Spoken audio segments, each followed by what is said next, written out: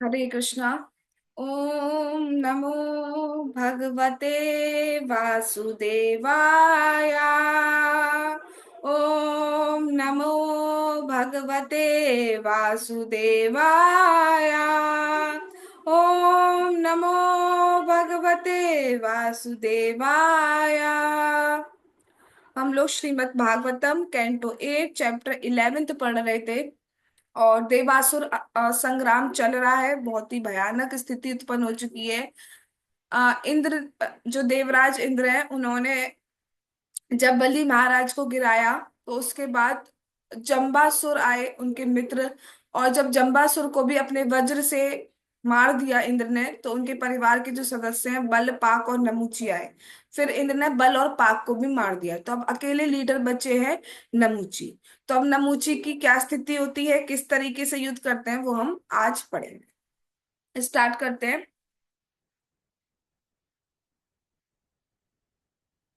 नमुचिस्तद्वदं दृष्ट्वा शोकामर्षरुषान्विता जिङ्गां सुरेन्द्रं नृपते चक्कारा परमोद्यमम्। अनुवाद और तात्पर्य बाय जगत गुरु श्रीला प्रभुपाद।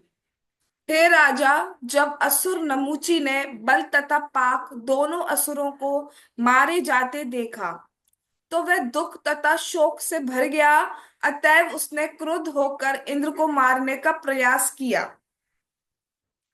तो यहाँ पे तीन वर्ड यूज किए जा रहे हैं।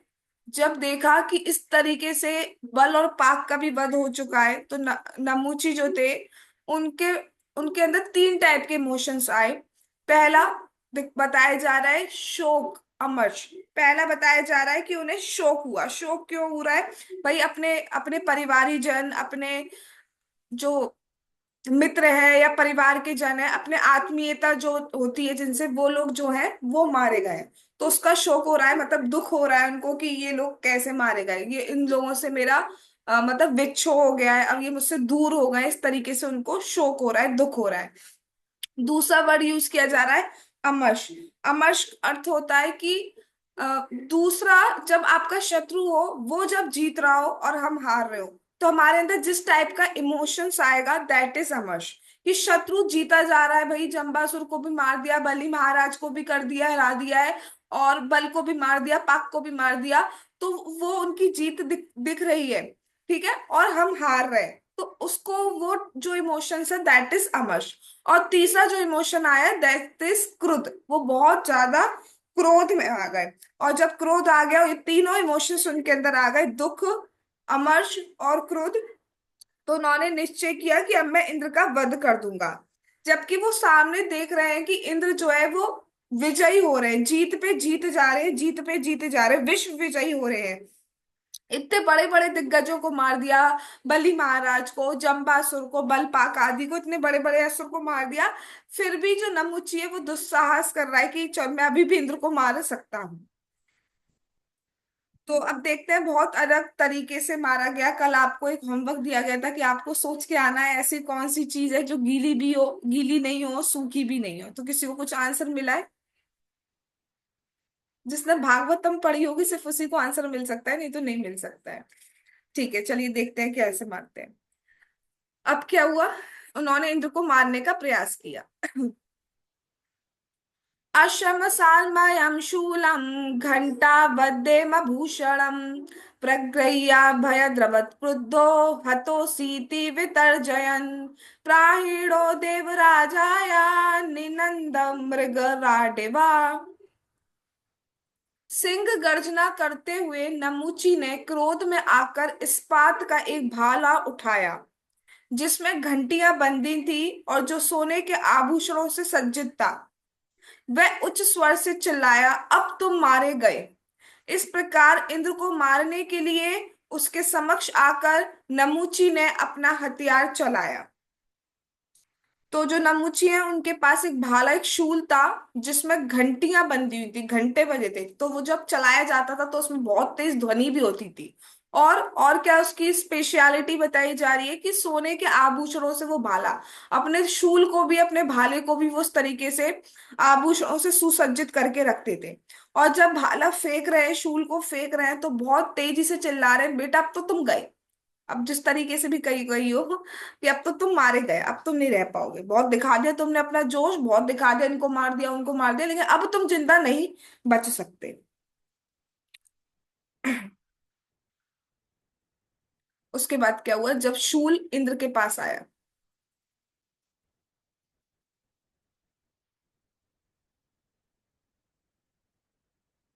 तदा पतद्गगनतले महाजवम् विच्छेदे हरिऋषुभिः सहस्रधा तमाहन् नृपाकुलिशेन कंदरे रुषान् विदस्त्रे दशपति शिरोहरन्। हे राजा, जब स्वर्ग के राजा इंद्र ने इस अत्यंत शक्तिशाली भाले को ज्वलित उल्का की भांति भूमि की ओर गिरते देखा, तो उसने तुरंत ही अपने वाणों से खंड खंड कर दिया। फिर अत्यंत क्रोध होकर उसने नमूची के कंधे पर अपने वज्र से प्रहार किया, जिससे उसका सिर कट सके।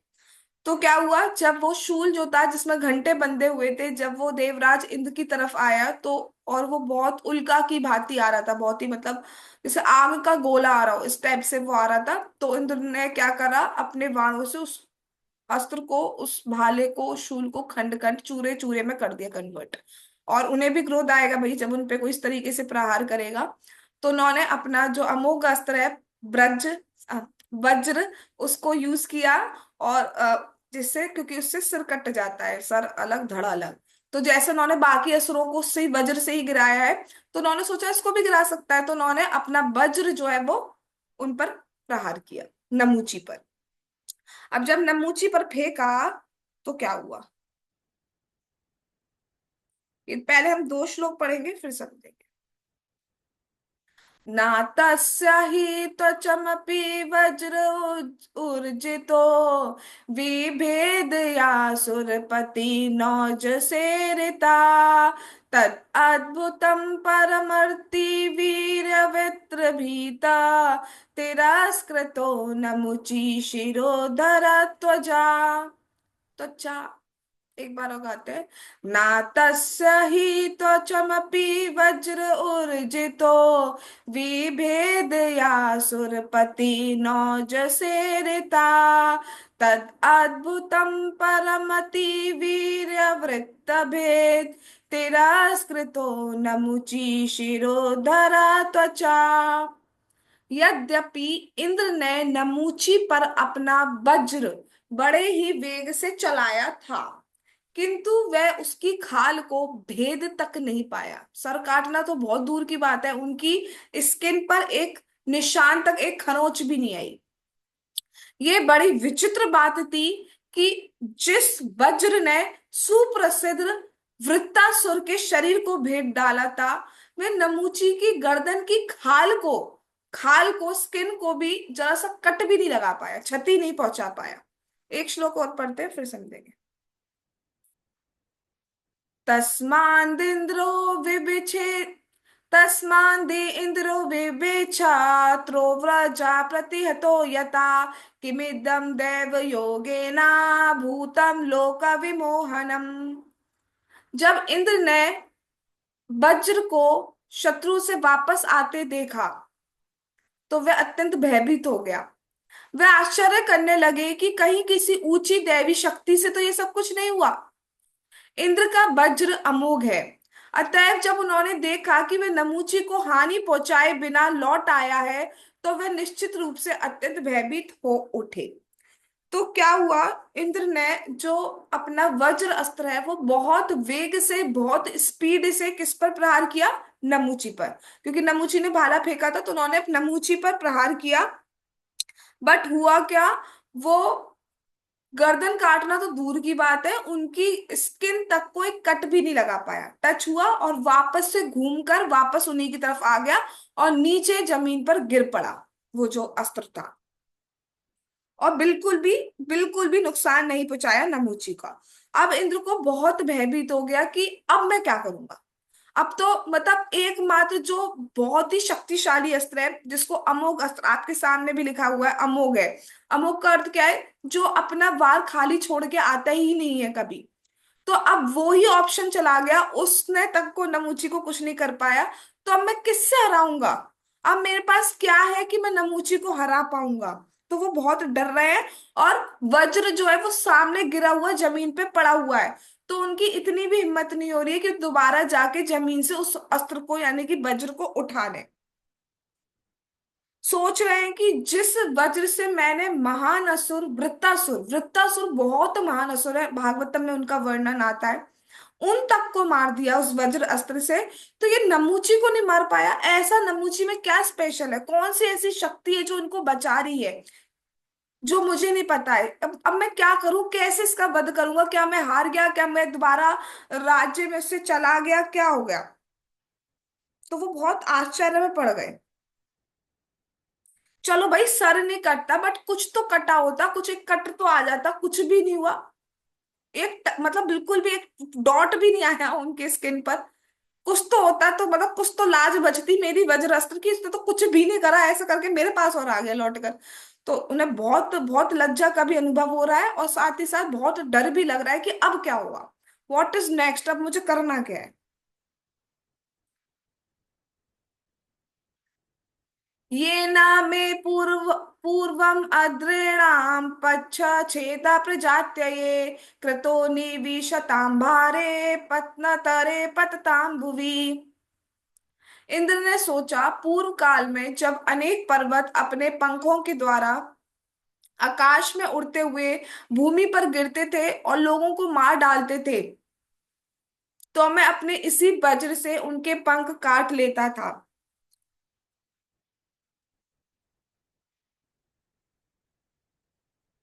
हाँ, तो कल हमने बात की थी कि पहले पर्वतों के भी पंख होते थे, उनको काट दिया गया और वो एक जगह स्टेबल हो गए।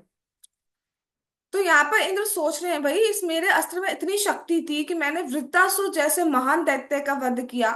इस अस्त्र में इतनी शक्ति थी कि पर्वतों के पंख तक को काट दिया। लेकिन ये नमूची को एक कट भी नहीं लगा पा रहा है, ऐसा क्या है? उन्हें कुछ भी समझ में नहीं आ रहा कि अब क्या हो। फिर क्या हुआ? तपा सारमयम त्वाष्ट्रम वृत्तो ये न विपाटिता अन्य चापि बलोपेता सर्व अस्त्रे अक्षता त्वचा। यद्यपि वृत्तासुर त्वष्टा द्वारा की गई तपस्या का सार समाहार था, तो भी इंद्र के वज्र ने उसका काम तमाम कर दिया। निस्संदेह वही नहीं अपितु ऐसे अनेक अग्रणी वीर भी जिनकी खाल को अन्य हथियार तनिक भी क्षति नहीं पहुंचा सके थे, इसी वज्र वज्र द्वारा मारे गए।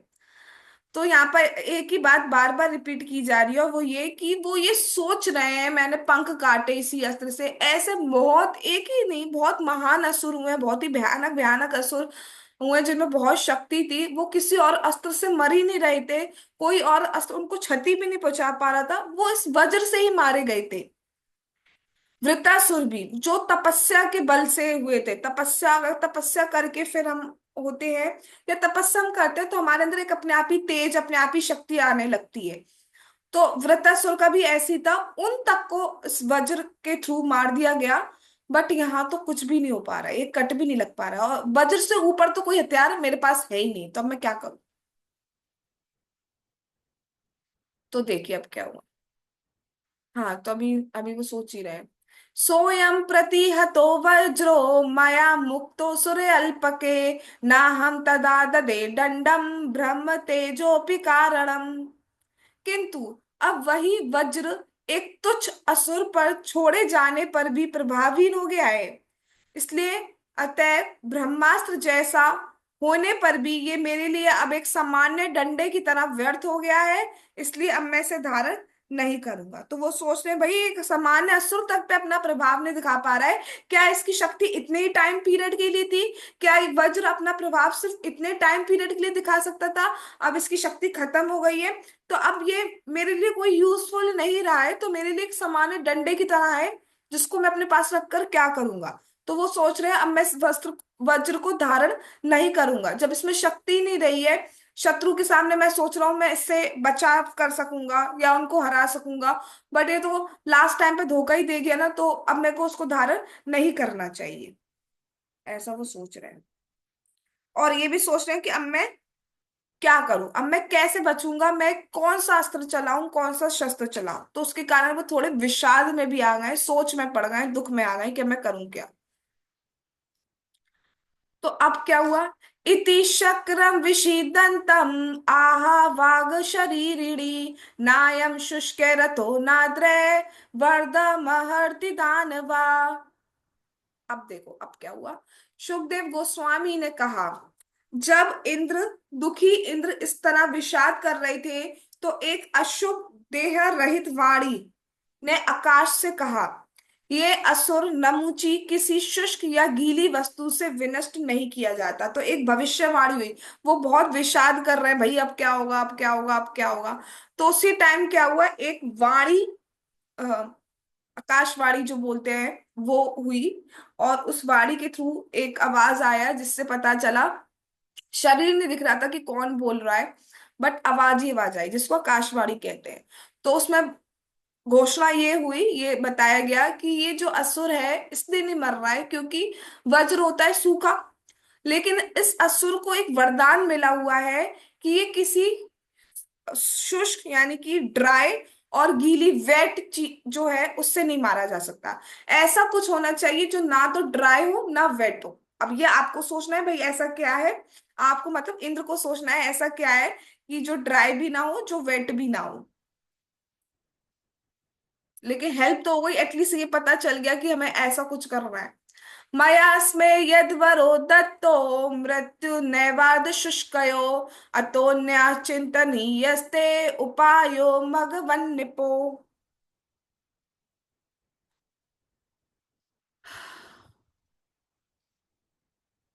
आकाशवाणी ने यह भी कहा, हे इंद्र, चूंकि मैंने इस असुर को वर दे रखा है कि वह कभी किसी सूखे या गीले हथियार से नहीं मारा जाएगा, अतएव उसे मारने के लिए कोई अन्य उपाय सोचो।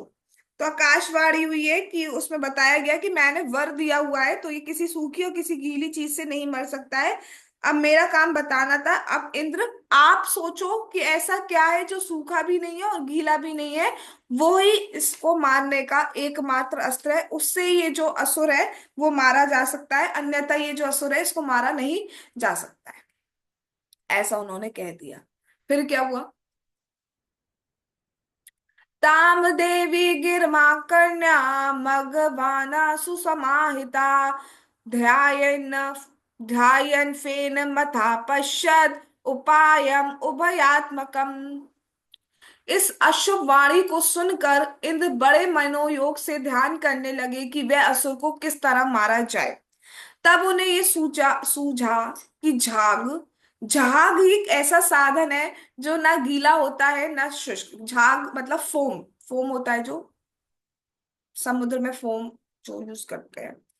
तो इसमें क्या बताया जा रहा है कि भाई महाराज जी कह रहे थे इंद्र तो बहुत पढ़े लिखे विद्वान है, और को इंसिडेंस कहिए या भगवान की लीला कहिए, वो बैठे भी समुद्र के पास है। क्षीर सागर के तट पर ही मंथन लीला हुई थी, तो समुद्र के पास ही है। तो समुद्र की तरफ दृष्टि करी, वहां तो झाग दिखेंगे ही।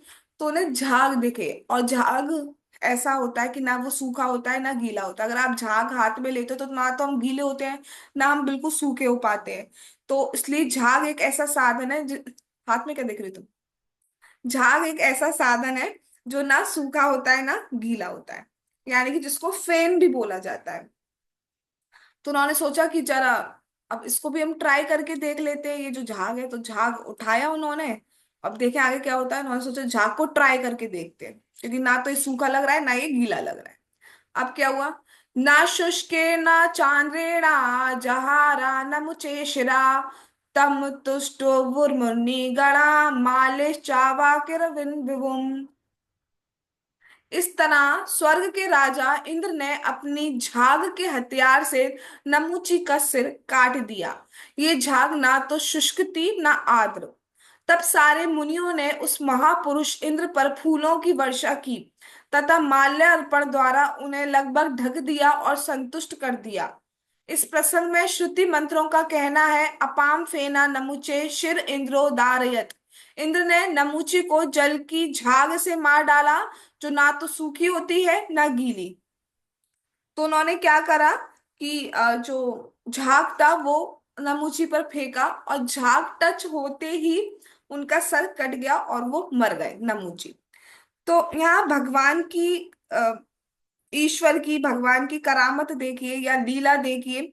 जो असुर वज्र से नहीं मर रहा था, वो मात्र झाग से मर गया। तो हम सोचते हैं ऐसा ऐसा ऐसा ऐसा, हमें नहीं पता कौन कैसा, कौन सी चीज कैसी हो, किससे क्या हो जाए, हम कुछ नहीं समझ सकते। झाग, उससे तो एक कीड़ा भी नहीं मर सकता, और उससे एक इतना महान असुर नमुची को मार दिया गया। तो कहते हैं ना, everything has its place and purpose. हर चीज क्या, कुछ जगह, कुछ पोजीशन, कुछ पर्पस होता है, और वो क्या है वो भगवान ही जानते हैं, वो ईश्वर ही जानते हैं, वो हम नहीं समझ सकते। इसलिए हमें भगवान की बात पे भरोसा रखना चाहिए। भगवान ने जब कहा है कि मैं अपने भक्तों का देख रेख करता हूं, तो करते हैं। भगवान ने कहा है जब सर्वधर्मान् परित्यज्य मामेकं शरणं व्रज अहम त्वां सर्व पापेभ्यो मोक्षयिष्यामि मा शुचा। तो वो भगवान उस वादे को पूरा करते ही करते हैं। जो भी कुछ कहा है भगवान ने, वो सारा का सारा पूरा करते हैं। हम अपने लॉजिक्स लगाने लगते हैं, हम अपनी इंटेलिजेंस लगाने लगते हैं, और समझ नहीं पाते हैं ऐसा कैसे हो सकता है, ऐसा तो हो ही नहीं सकता, हो ही नहीं सकता, हो ही नहीं सकता। पर जो हो ही नहीं सकता वो ही हो जाता है। या कई बार हमें लगता है ये तो बहुत ईजी है, ये तो होगा ही होगा, और वो नहीं होता है। मुझे लगता है सबने ऐसा कुछ एक्सपीरियंस तो किया ही होगा, और नहीं किया होगा तभी तो जिंदगी है। कर लेंगे। तो सब कुछ असंभव भी संभव हो सकता है, इम्पॉसिबल भी पॉसिबल हो सकता है, पॉसिबल भी इम्पॉसिबल होता है, by the grace of Krishna. भगवान की कृपा है तो कुछ भी संभव है, कुछ भी असंभव हो सकता है। उनके ऊपर डिपेंड करता है सब कुछ। तो भगवान पे भरोसा रखना चाहिए, अपना जो कर्तव्य है वो करिए, भक्ति करिए, बाकी भगवान पे भरोसा हमें रखना चाहिए। तो इस तरीके से जो वो असुर है वो मारा गया। गंधर्मुख्यो जगतुर विश्वासासु परावसु देव दुदुम्बयो नेदुर नर्तकयो नरतुर मुदा। अब भाई जब जीत होती है तो नाच गान तो होगा ही, तो वही चीज हो रही है। विश्वासु तथा परावासु नामक दो गंधर्वों प्रमुखों ने अति प्रसन्नता में गीत गाए। देवताओं ने दुदुम्बियां बजाई और अप्सराओं ने हर्षित होकर नृत्य किया। तो जब वो असुर कोमल फेन से मारा गया, और इंद्र के अब कुछ रह ही नहीं गया, सारे के सारे जितने भी कॉम्पिटिटर्स थे, जितने भी कॉम्पो जो थे ओपोनेंट, वो सारे के सारे मारे गए थे। अब कोई भी प्रतिद्वंदी उनका नहीं बचा था, तो जीत हो चुकी थी। तो इंद्र के सारे प्रतिद्वंदी मारे गए। तो फिर गंधर्व जो हैं, जिनके नाम दिए गए स्पेशली दो, विश्वासु और परावासु, वो गान गाने लगे, गाने गाने लगे, जीत के बधाई गीत गाने लगे। और अप्सराएं नाचने लगी, दुदुम्बियां बज रही हैं, मतलब जो बजती हैं, शहनाई और ये सारा चीज। उसके बाद क्या हुआ?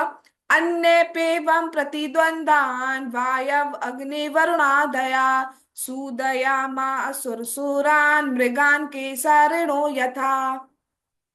वायु, अग्नि, वरुण इत्यादि देवता अपने विरोधी असुरों को उसी तरह मारने लगे जिस तरह जंगल में हिरणों को सिंह मारते हैं।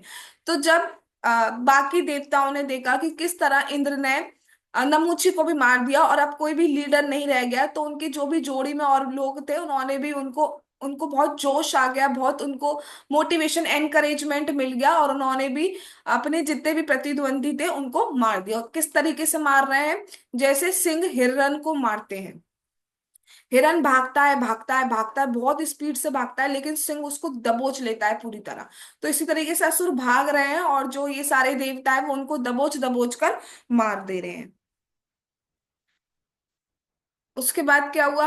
ब्रह्मणा प्रेषितो देवान् देवर्षि नारदो नृपा वारयामास विबुधाना दृष्ट्वा दानव संक्षयम्। हे राजा, जब ब्रह्मा ने देखा कि दानवों का पूर्ण संहार तुरंत होने वाला है, तो उन्होंने नारद द्वारा संदेश भेजा, जो युद्ध करवाने रुकवाने के लिए देवताओं के समक्ष गए। तो जब ब्रह्मा जी ने देखा कि भैया अब तो दानव पूरी तरह मरने वाले हैं, तो उन्होंने नारद जी को भेजा कि युद्ध रुकवाओ। पूरे के पूरे नहीं मरने चाहिए, सृष्टि है उनका भी जरूरी है होना एक तरीके से। तो उन्होंने नारद जी को भेजा और कहा कि देवताओं के पास जाइए और उनसे कहिए कि अब भाई मारे गए ना सारे लीडर, अब रुक जाए, अब युद्ध युद्ध को रोक दीजिए।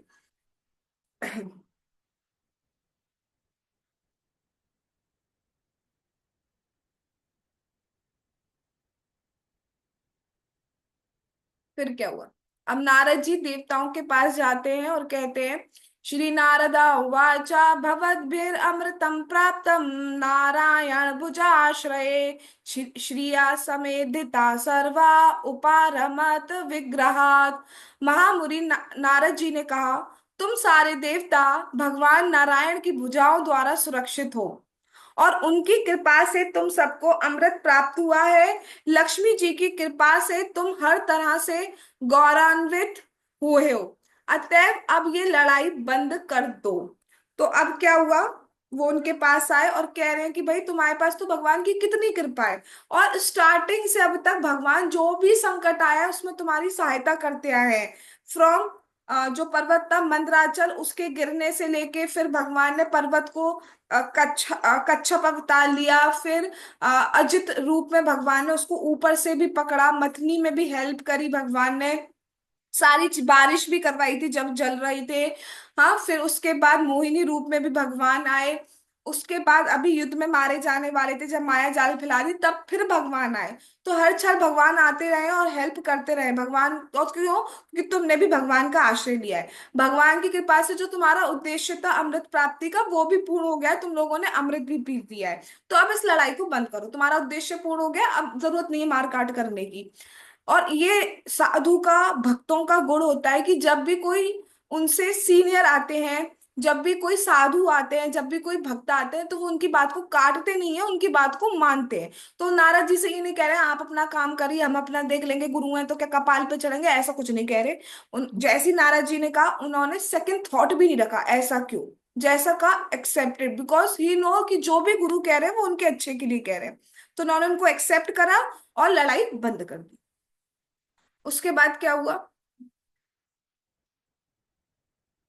श्री शुका उवाच संयम्य मनुसंरंभम मानयन्तो मुनेर्वचा उपगीयमानानुचरेयु सर्वे त्रिविष्टपम। श्रील सुखदेव गोस्वामी ने कहा, नारद मुनि के वचनों को मानकर देवताओं ने अपना क्रोध त्याग दिया और लड़ाई बंद कर दी। वे अपने अनुयायियों द्वारा प्रशंसित होकर स्वर्गलोक को लौट गए। तो जैसा उन्होंने कहा, उन्होंने बिल्कुल सेकंड थॉट के इफ बट नहीं किया, if but else something else ये सब कुछ नहीं किया, कोई भी लूप नहीं लगाया, और तुरंत बंद कर दी लड़ाई। और प्रसन्न होकर, प्रसन्नचित होकर, ऐसा नहीं कि हाँ चलो मानना पड़ेगा गुरु है, अंदर वो हो रहा है "हाय, काश ऐसा होता, ये मिलते ही नहीं तो बढ़िया रहता, गुरु बनते ही नहीं तो और बढ़िया रहता" ऐसा नहीं आ रहा है। ठीक है, बहुत प्रसन्नचित से वो वापस अपने लोक को चले गए। उसके बाद क्या हुआ? ये वशिष्ठा रणे तस्मे नारदा अनुमतेन ते बलिम विपन्नम आदाया अस्तम गिरिम उपागमन। अब भाई आप लोग कहेंगे कि बलि महाराज तो नेक्स्ट जो इंद्र बनने हैं, तो वो तो बलि महाराज बनने हैं, अभी हमने सुना बलि महाराज मारे गए, तो भाई कहाँ से आएंगे दूसरे बलि महाराज? तो अब देखिए क्या हुआ। युद्ध क्षेत्र में जितने भी असुर बचे थे वे सब नारद मुनि के आदेश अनुसार बलि महाराज को, जिनकी अवस्था अत्यंत गंभीर थी, अस्तगिरी ले गए।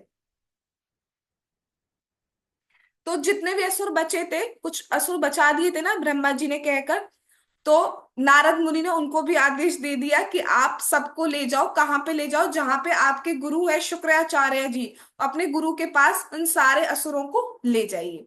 और कहाँ पे ले गए? अस्तगिरी में शुक्राचार्य जी थे, वहां पर जो भी असुर बचे थे वो उनको उठा उठा कर वहां पे ले गए शुक्राचार्य जी के पास। शुक्राचार्य जी की क्या क्वालिटी किसी को याद है?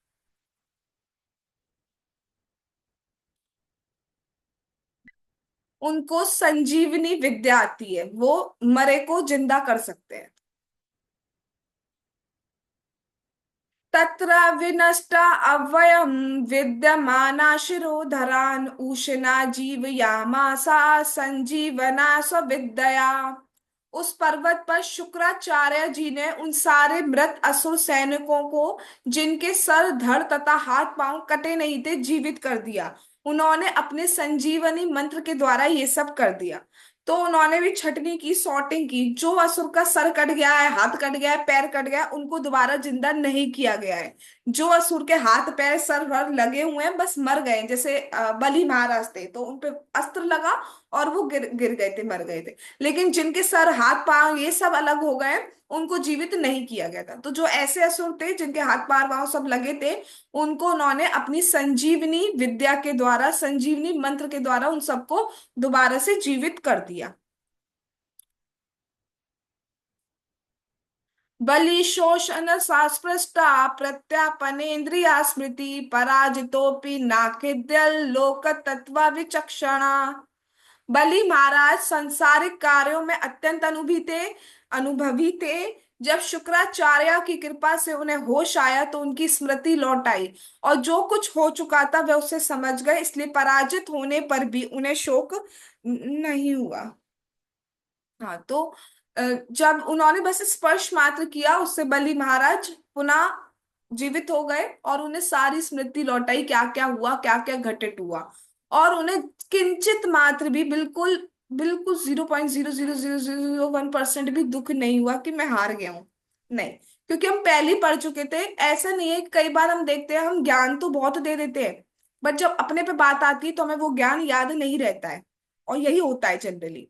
लेकिन बलि महाराज के केस में ऐसा नहीं था। उन्होंने जो ज्ञान दिया था कि विद्वान वो है जो दुख और खुशी का कारण, जीत और हार का कारण सिर्फ स्वयं को नहीं मानता है, वो समझता है ये सब काल के वश में है, ये सब भगवान के द्वारा हो रहा है। तो वही उन्होंने अपने आचरण से, अपने बिहेवियर से रिप्रेजेंट कर दिया कि मैंने जो कुछ कहा और मेरे बिहेवियर, इन दोनों में डिफरेंस नहीं है। जो मैंने कहा वही मेरे बिहेवियर में आ रहा है। क्या कि मैं हार गया, ठीक है, लेकिन उसका मुझे दुख नहीं है, काल के वश में भगवान के अधीन है, सुख सो के मैंने अपना रिस्पॉन्सिबिलिटी पूरा दी। ऐसा नहीं है कि हाँ सब कुछ भगवान के अधीन है तो मैं ट्राई ही क्यों करूं। तो ये भी बहुत गलत बात है कि हम भगवान पर छोड़ देते हैं और फिर हम कहते हैं कि हम ट्राई ही क्यों करें। ना, ये तो बहुत ही गलत है। अपना हमें 100% देना होता है, रेस्ट अप टू कृष्णा। ठीक है, तो ऐसा ही उन्होंने किया। और यही हमारे लिए टीचिंग है कि हमें अपना 100% देना है। फिर भी हमें कोई चीज अगर नहीं मिलती है तो भगवान ने वो चीज लिखी ही नहीं है हमारी, तो उसके लिए फिर हमें शोक नहीं करना चाहिए। ये बात बिल्कुल थोड़ी हार्श है लेकिन सत्य है। इस प्रकार श्रीमद् भागवतम में अष्टम स्कंद के अंतर्गत इंद्र द्वारा असुरों का संहार नामक 11वें अध्याय के भक्ति वेदांत तात्पर्य पूर्ण हुए। जगत गुरु श्रीला प्रभुपाद की जय। अब एक बहुत ही इंपॉर्टेंट लीला, जो लास्ट चैप्टर हम पढ़ेंगे समुद्र मंथन लीला का, उसके बाद क्लोज करेंगे समुद्र मंथन लीला में। हम क्या क्लोज करेंगे, मतलब क्लोज हो ही जाएगी। वो एक स्पेशल लीला है, वो है शिव जी की लीला। शिव जी कैसे मोहिनी अवतार के को देखते हैं, मतलब उनके दर्शन के लिए ललायत रहते हैं, वो भगवान ने चाहा तो हम कल से स्टार्ट करेंगे। आज हम यहीं पे रुकते हैं। जगत गुरु श्रीला प्रभुपाद की जय। श्रीमद् भागवतम महापुराण की जय। श्री श्री गौर निताई की जय। श्री श्री कृष्ण बलराम की जय। श्री श्री ललिता विशाखा राधे श्याम की जय। श्री वृंदावन धाम की जय। हरे कृष्ण महामंत्र की जय। नीताई गौर प्रेमानंदे हरि हरि बोल। हरे कृष्णा कृष्णा कृष्णा हरे हरे, हरे राम राम राम हरे हरे। वंशा कल्पतरुभ्यश्च कृपा सिंधु भयेव पतितानां पावनेभ्यो वैष्णवेभ्यो नमो नमः। All glories to assembled devotees. Hare Krishna. Thanks for coming.